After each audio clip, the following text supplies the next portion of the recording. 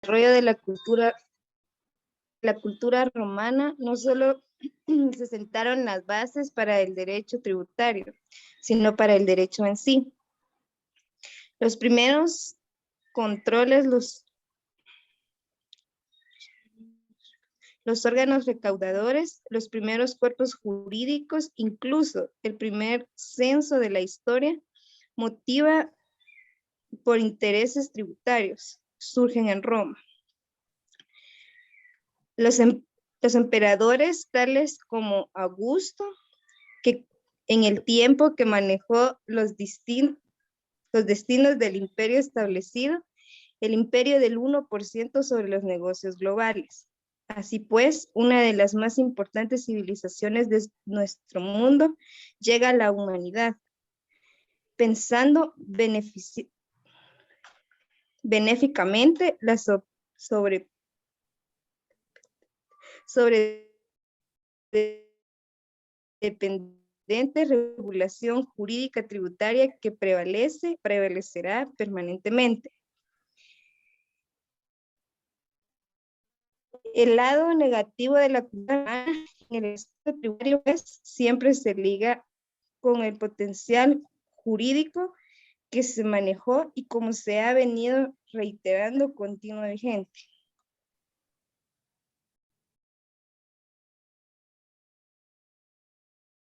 Bueno, como vemos aquí en esta diapositiva está claro, habla más que todo sobre Roma, que es durante el desarrollo de la cultura romana, dice, no solo se sentaron las bases para el derecho tributario, sino para el derecho en sí. ¿Por qué? Porque en Roma también se establecía, habían leyes, se empezaron a establecer ya normas jurídicas a través de que esos edictos o lo que escribían los emperadores romanos sellados con un anillo que ellos tenían para darle validez a cada impuesto o a cada tributo que tenían que pagar los ciudadanos. Entonces, aquí en Roma va de la mano los tributos y el derecho, que el derecho pues ya establecían ahí mismo las normas o el cumplimiento jurídico que les tenían que dar para así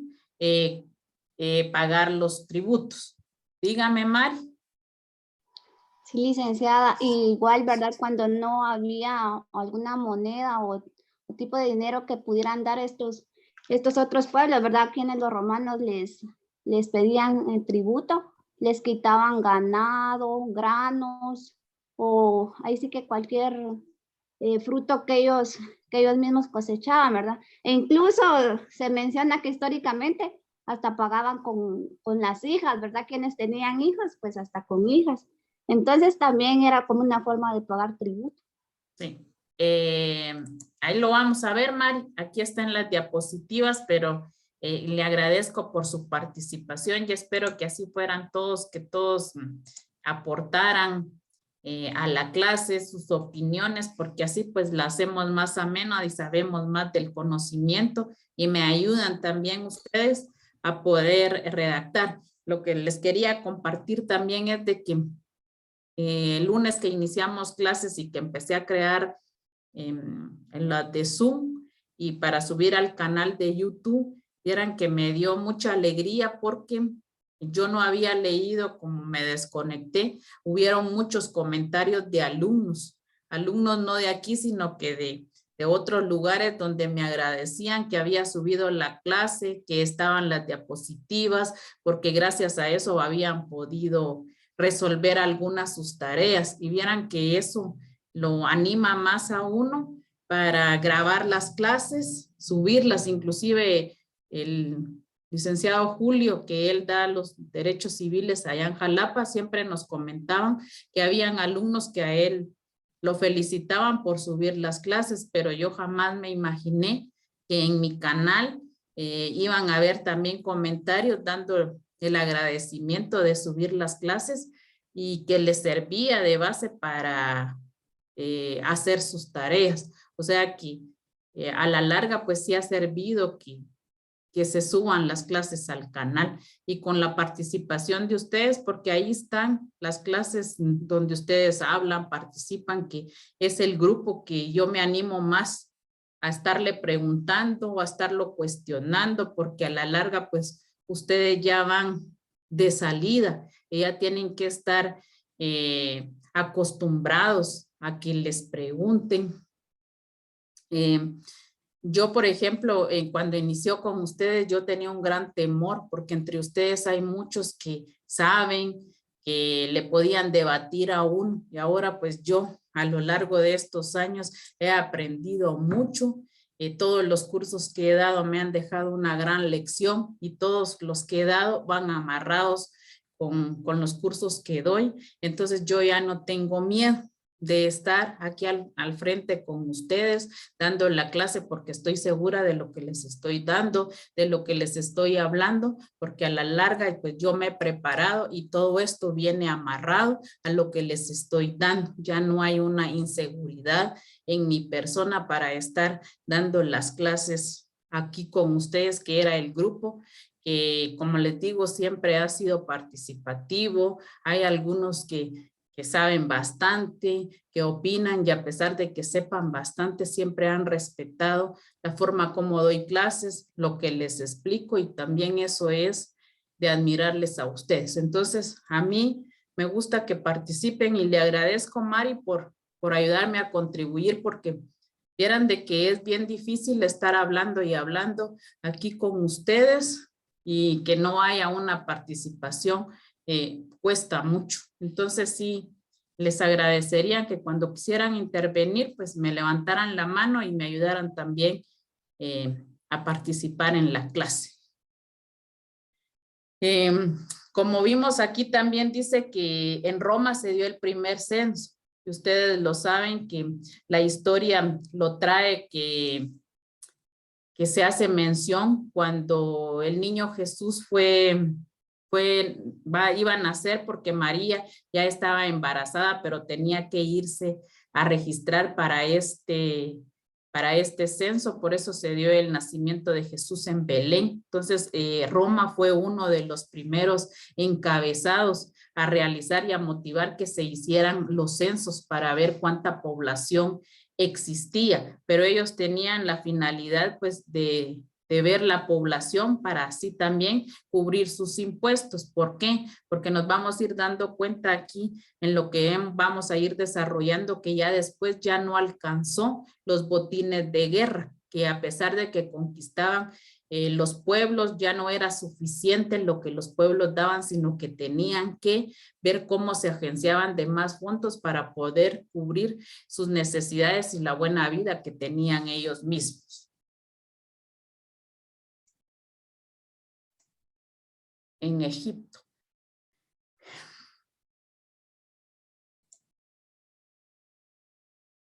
Rita, si me ayuda a leer. En Egipto, aquí se encuentra la mayoría de los antecedentes de los impuestos. Se pagaban en servicio o en especie. En Grecia, inicialmente los griegos se opusieron al pago de los impuestos ya que decía que era un acto en contra de la voluntad y la libertad individual, pero luego comprendieron la necesidad de un Estado de cobrar los mismos y aceptaron dos clases de impuestos. Inciso A, prestaciones voluntarias. En estas los griegos basaron sus impuestos, pero no por obligación, sino por simple convicción. Solo así podría el Estado cubrir sus necesidades. B, sistema de imposición indirecta. Se pagaba al comprar mercaderías, impuesto directo, por ejemplo, el IVA actualmente.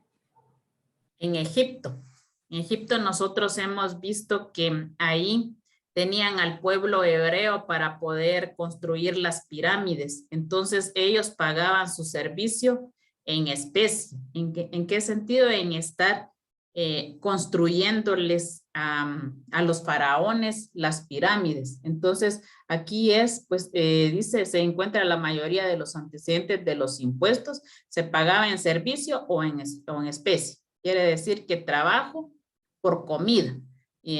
Así lo hacían en Egipto. En Grecia, pues empezaron dos aspectos, las prestaciones voluntarias, como les digo, porque ellos no querían cobrar impuestos. Aquí dice que inicialmente los griegos se opusieron al pago de los impuestos, ya que decía que era un acto en contra de la voluntad y la libertad individual. O sea que ellos no querían forzar a los ciudadanos a pagar un impuesto, pero luego comprendieron la necesidad de un Estado de cobrar los mismos y aceptaron dos clases de impuestos, las voluntarias, que se basaron que no por obligación, sino que por simple convicción, por voluntad que estos querían ir y pagar sus impuestos. Y el de imposición directa, que al comprar mercadería iba de una vez incluido el impuesto, como ejemplo, el IVA. En la mercadería ya se les cobraba el impuesto para que así ellos no sintieran como que los estaban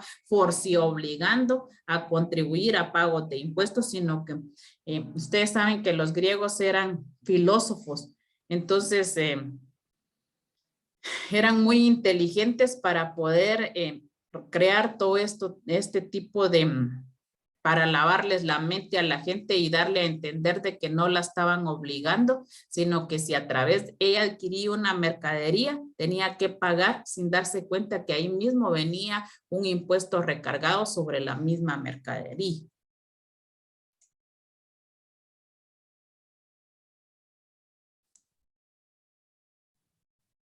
Amairani, si me hace favor de ayudarme a leer. Está bien, Lick. Edad Media, siglo V al siglo XV. En esta época el poder estaba representado por el señor feudal, rico por tener abundancia de propiedades, pero que quería de manos útiles para cultivar su tierra y sobre todo para proteger su integridad física del ataque vandálico de posibles agresores. En esta época, el señor feudal establece sus condiciones para sus siervos, los cuales están ante todo obligados a deberles respeto y agradecimiento. Esto origina que la cuestión tributaria se vuelva anárquica, arbitraria e injusta, ya que los siervos deberían de cumplir con dos tipos de obligaciones, personales y económicas. Personales consistían en prestar servicio militar a favor del señor feudal, siendo esta obligación libre, pero finalmente se restringió a 40 días de servicio y el siervo solo tenía el deber de acompañarlo hasta determinada región. Dentro de estas obligaciones también surge la de cultivar las tierras propiedad del feudo, la obligación de orientar al señor en los negocios y la de hacer guardia. Cuando alguno de los siervos no deseaba cumplir con las obligaciones personales, quedaba obligado a pagar las conocidas tasas de rescate. Económicas consistían en obligaciones, aparece el tener que pagar las banalidades por usar el horno o el molino del señor feudal, contribuir con vino, proporcionar granos, así como aportar los impuestos de la talla o pecho, el impuesto de la mano muerta y el diezmo. Gracias, Amairani. Los impuestos de la talla o pecho significaba que ellos daban la especie, daban, por ejemplo, el trigo, maíz o cualquier cosa y tenían una tabla y medían. Por eso se llama puesto de tabla o pecho. Y el impuesto de la mano muerta era de que como si alguna persona tenía bienes y no dejaba ningún testamento, ningún legado, entonces venía el señor feudal y ellos se adquirían las propiedades. Ahora, si no, tenían que pagar esta conocida tasa de rescate. ¿Qué significaba? Que como si ellos querían, algún familiar quería recobrar los bienes, tenía que pagarle al señor feudal las propiedades que habían ellos adquirido. Y el diezmo, pues nosotros sabemos que es una contribución que se da de acuerdo al valor o a la cantidad que ellos pongan para hacer esa donación.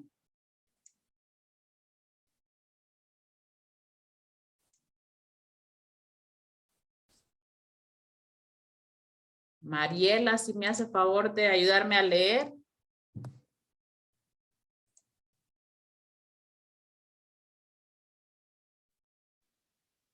Sí, Lick, buenas noches. Buenas noches, Mariela. Impuestos cobrados por los señores feudales. Por mariaje o servidumbre matrimonial.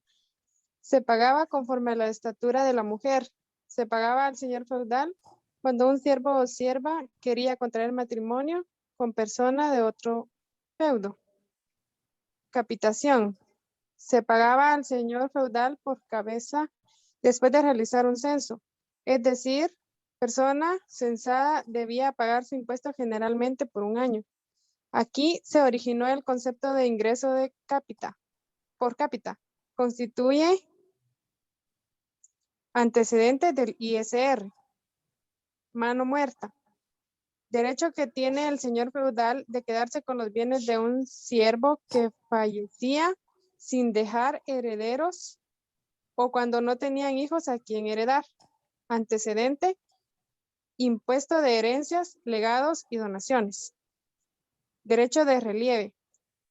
Consiste en pagar un rescate o impuesto por parte de los parientes colaterales del fallecido si quieren quedarse con los bienes de éste. Es el derecho de los familiares para recuperar los bienes del pariente que no dejaba herederos, pagando un impuesto a los señores feudales. Además, se pagaba impuesto por la venta de sal, carne, trigo. Gracias. Si se dan cuenta, entonces aquí en la era feudal habían ya varios impuestos, que estos mismos tienen estos nombres: por mariaje, capitación, mano muerta, derecho de relieve. Desde ahí, si vemos, miren, ya traían los nombres, los impuestos que iban a utilizar y que pagaban. Entonces, con nosotros, y se están viendo que vienen antecedentes del IVA, vienen antecedentes del impuesto sobre la renta. Entonces, desde ahí, por eso es importante que nosotros conozcamos parte de la historia, qué impuestos se pagaban, desde dónde vienen, inclusive vamos a ver un poco de los impuestos aquí en Guatemala.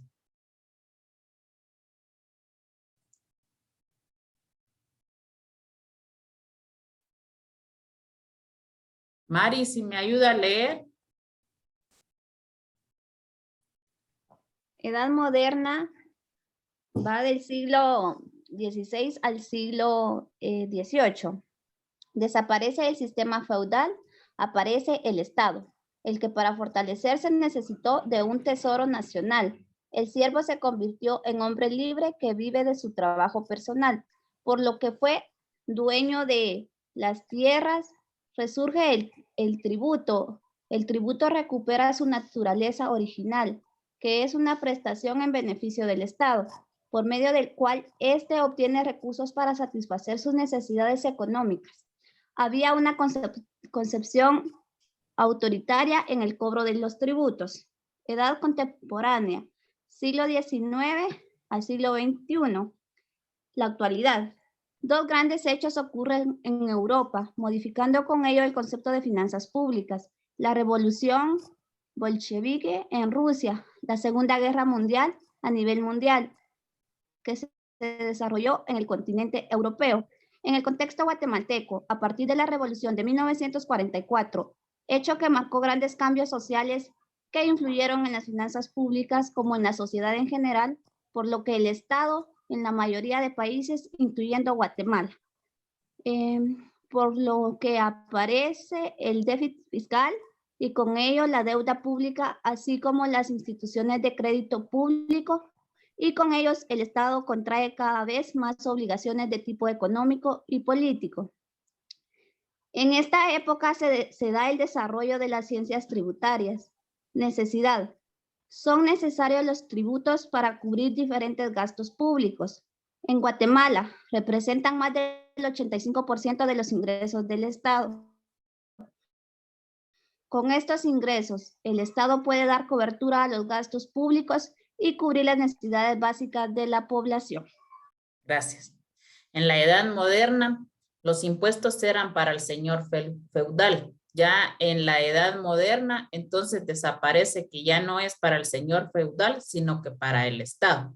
Ya el Estado aparece el tributo, donde ya se le paga al Estado para poder él que genere sus propios ingresos y poder cubrir las propias necesidades.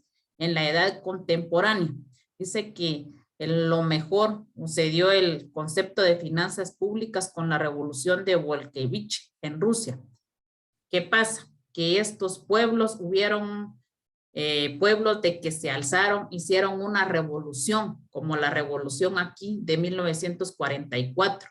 Ellos hicieron, querían ser un pueblo socialista, como en Cuba, que se diera igualdad para todos, ser un pueblo socialista. Entonces se le llamó la revolución de Bolshevik y la Segunda Guerra Mundial, que todas las muertes, todo lo que pasó a través de estas guerras, la Primera y la Segunda Guerra Mundial.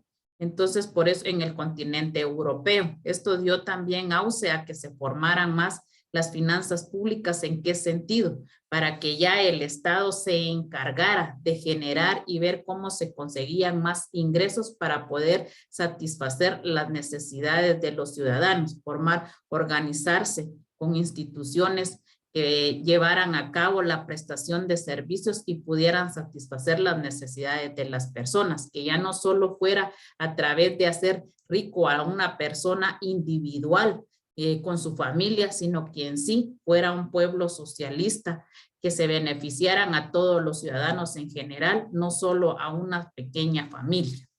En cuanto al contexto aquí en Guatemala, pues en la revolución de 1944 a 1951 se dieron grandes cambios para beneficio de los ciudadanos guatemaltecos, pero también se empezó a crear el crédito público y la deuda pública, porque de ver que desde 1944 a 1955, a 1954 estuvimos bien, ya después ya empezaron en 1960 con formar ya la guerrilla, el conflicto armado interno, entonces ya esto empezó a perder su auge y también a bajar las finanzas. Entonces, ¿qué pasó? Ya Guatemala se empezó a endeudar, a pedir créditos porque ya no se generaba más ingresos y tenían que generar, inclusive, tenían que ver cómo le compraban armas a los soldados para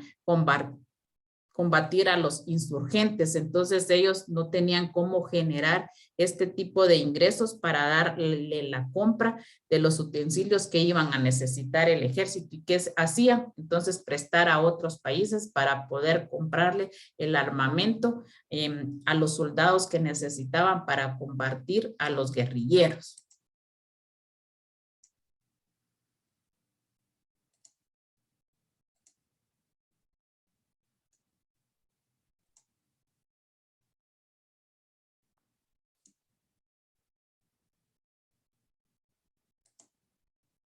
Damari, si me ayuda a leer.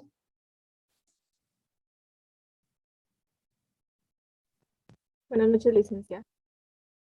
Diversas ciencias encargadas del estudio de las finanzas públicas en Guatemala. El derecho. La relación del derecho con las finanzas públicas se estriba en que el se encarga de la determinación de las normas encargadas de la regulación de la actividad financiera que lleva a cabo el Estado de Guatemala. La economía. La relación de la economía con las finanzas públicas se estriba en que la economía se encarga de la determinación exacta del impacto y del alcance de las cargas tributarias que pueden llegar a alcanzar en nuestra sociedad guatemalteca, así como también de la distribución adecuada del gasto público del país y de su influencia en la economía tanto macroeconómica como microeconómica. Ciencia política. La relación de las finanzas públicas con la ciencia política radica en que la misma se encarga de regular las políticas financieras de la sociedad, así como también el impacto que tengan a través del debido control político. Gracias. Un ejemplo, díganme cómo se relaciona en la actualidad el derecho con las finanzas públicas, en qué, cómo y para qué.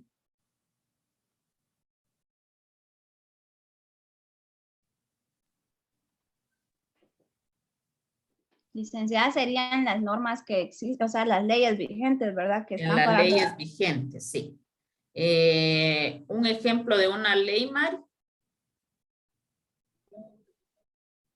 la de la Contraloría General de Cuentas, licenciada. La de la Contraloría. Y hay otra importante que ayer yo se las mencioné.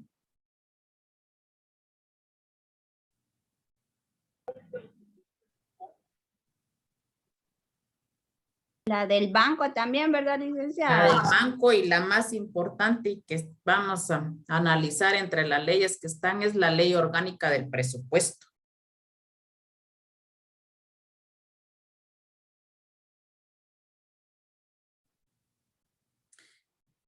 ¿Por qué estas leyes tienen que ir de la mano? Por ejemplo, la de la Superintendencia de Administración Tributaria, la Ley Orgánica del Banco de Guatemala, la Ley Monetaria, la Ley de Libre Negociación de Divisas, la Ley Orgánica de la Contraloría de Cuentas y la Ley Orgánica del Presupuesto.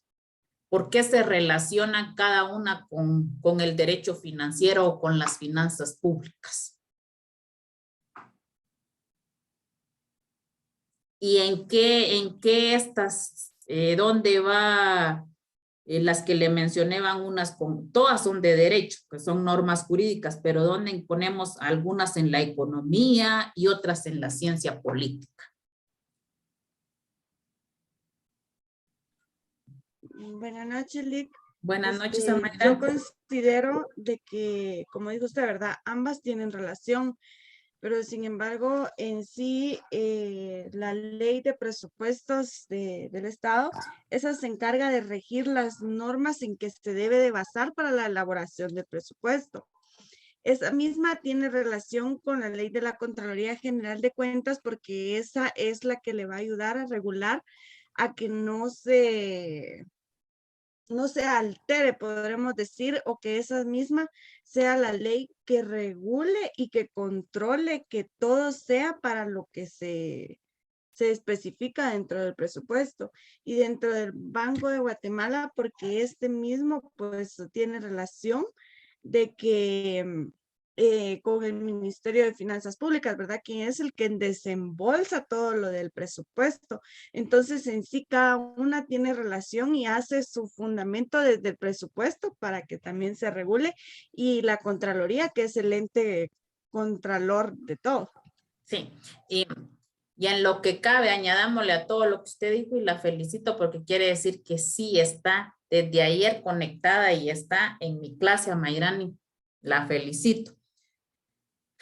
Gracias, Lick. Explicaba ayer de que del 100 démosle un 60% a que la Contraloría hace que sea efectiva, no tanta corrupción, porque no le vamos a dar el 100, porque de todos modos siempre hay malversación de fondos, siempre hay corrupción, y no solo en las municipalidades, sino que en cada institución del Estado que representa.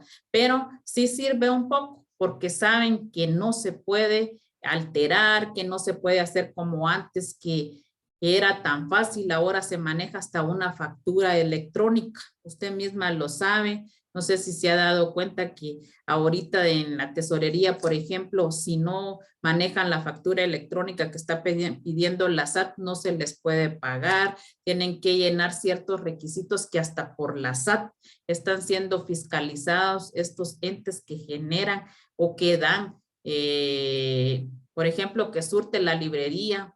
Tiene que tener factura electrónica para que se dé cuántas resmas de papel, cuántos lapiceros se están comprando para la municipalidad. La gente que da,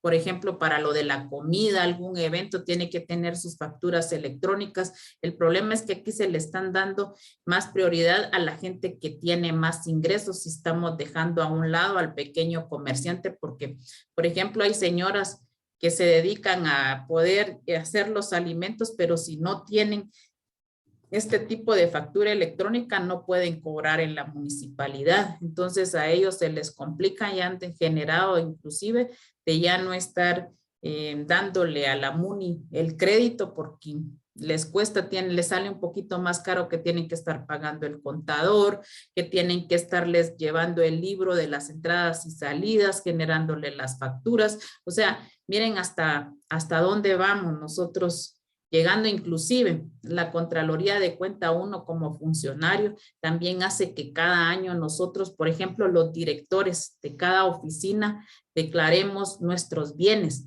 Si yo ahorita tomo el cargo de juez de asuntos municipales y tenía un carro, una casa, y la tengo que declarar, que tengo una casa, que tengo un carro, describirle el vehículo, todos los bienes que tengo de tomar el cargo como juez, los describo. Y un año después yo vuelvo a compro otras 2 casas, las tengo que declarar. ¿Por qué? Porque ellos mismos quieren hacer el balance, que si yo del sueldo que estoy devengando como juez, estoy haciendo todos los inmuebles que tengo, que cómo genero, que de un sueldito que tengo de 5,000, estoy comprando una casa de 1,000,000 de quetzales. ¿De dónde saqué ese dinero? Si estoy ganando prácticamente como 60,000 al año, no para comprar una casa de 1,000,000 de quetzales. Entonces, todo eso hace que la Contraloría haga que cada funcionario, más que todo director o jefe de cada institución, declare si tiene bienes. Entonces,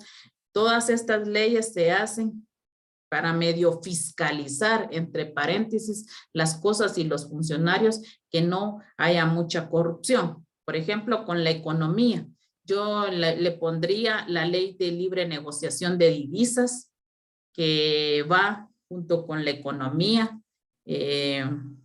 para que generen ingresos. Y como les decía, es una de las leyes importantes que la vamos a analizar también, porque si no fueran parte de eso, no estuviera tan solvente la economía de nuestro país.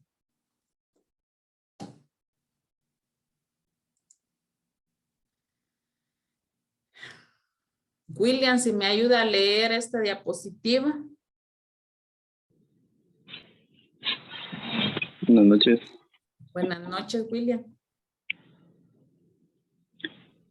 Con los sistemas de información, ya que los negocios prosperan al recabar y utilizar con efectividad la información, la cual debe ser confiable y estar disponible cuando sea necesario para la toma de decisiones. Con las matemáticas, ya que esta disciplina trabaja con activos financieros o títulos de valores, etc., otorgados por instituciones financieras, estudiando el valor del dinero en el tiempo, al combinar elementos fundamentales, capital, tasa, tiempo, para conseguir un rendimiento o interés, al brindar herramientas y métodos que permitan tomar la decisión más correcta a la hora de una inversión. Con la informática, ya que brinda aportes como automatización de modelos de cálculo, valor presente neto, tasa interna de retorno, valores de regresión múltiple y modelos econométricos para la toma de decisiones. Este conjunto de mecanismos permiten realizar cálculos de expresiones matemáticas de realización compleja en pocos minutos, partiendo de bases de datos de las empresas. Gracias. Estas son otras que yo agregué porque no están en las diapositivas que les envié.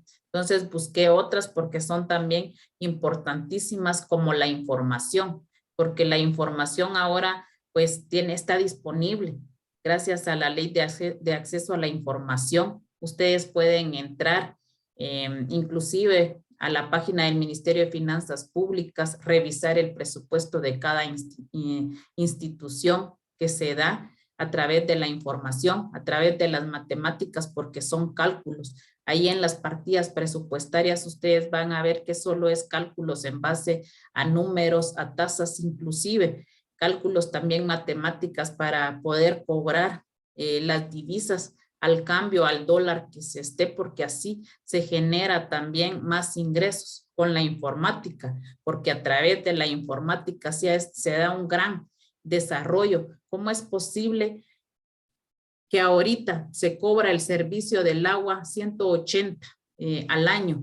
Hoy voy a pagar yo mi servicio del agua, automáticamente el Ministerio de Finanzas sabe cuántas personas fueron hoy a la municipalidad, si fueron 10, y cuántos servicios de agua cuánto entró o contribuyó el ciudadano de ir a pagar el servicio del agua. Miren cómo va la informática, la tecnología, que antes no se podía hacer eso. ¿Por qué?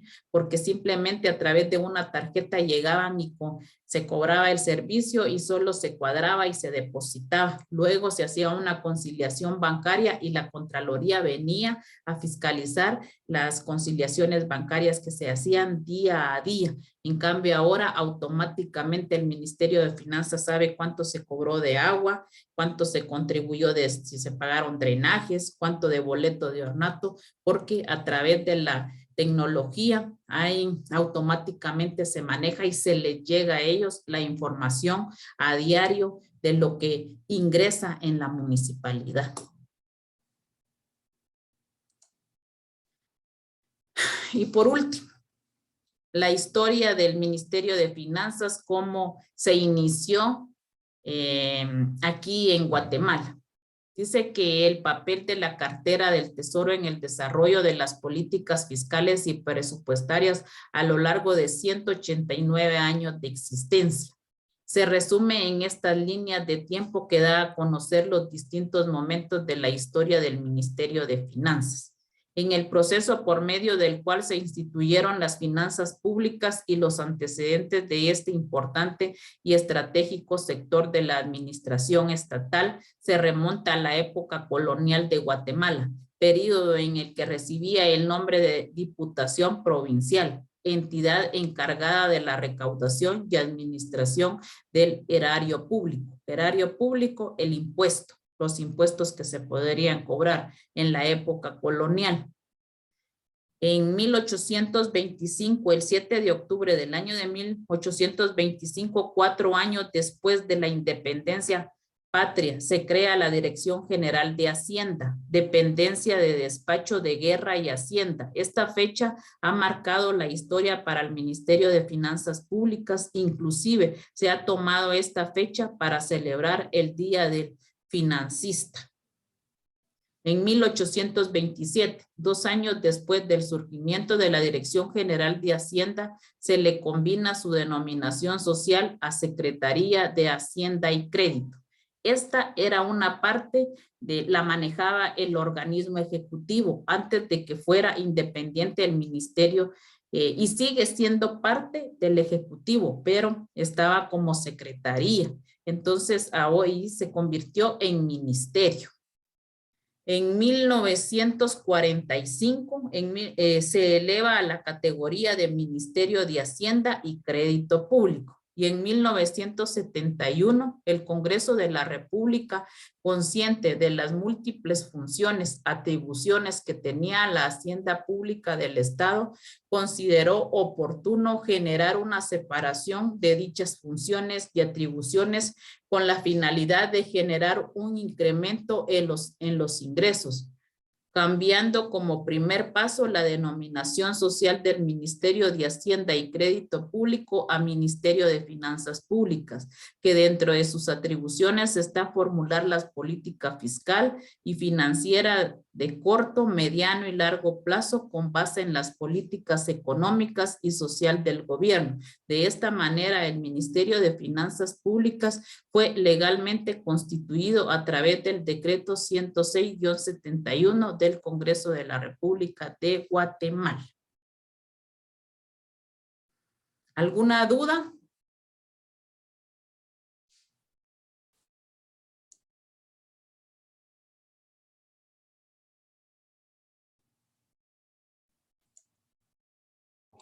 De mi parte está claro, Lic.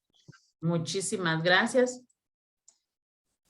Si no hay nada más, entonces demos por finalizada la clase y así les queda todavía media hora para iniciar sus clases con derecho mercantil. Gracias. Gracias, licenciada. Lida. Vaya, pues, feliz noche. Feliz noche, Liga. Feliz noche. Feliz noche, Noche, Lic. Lic. Feliz noche.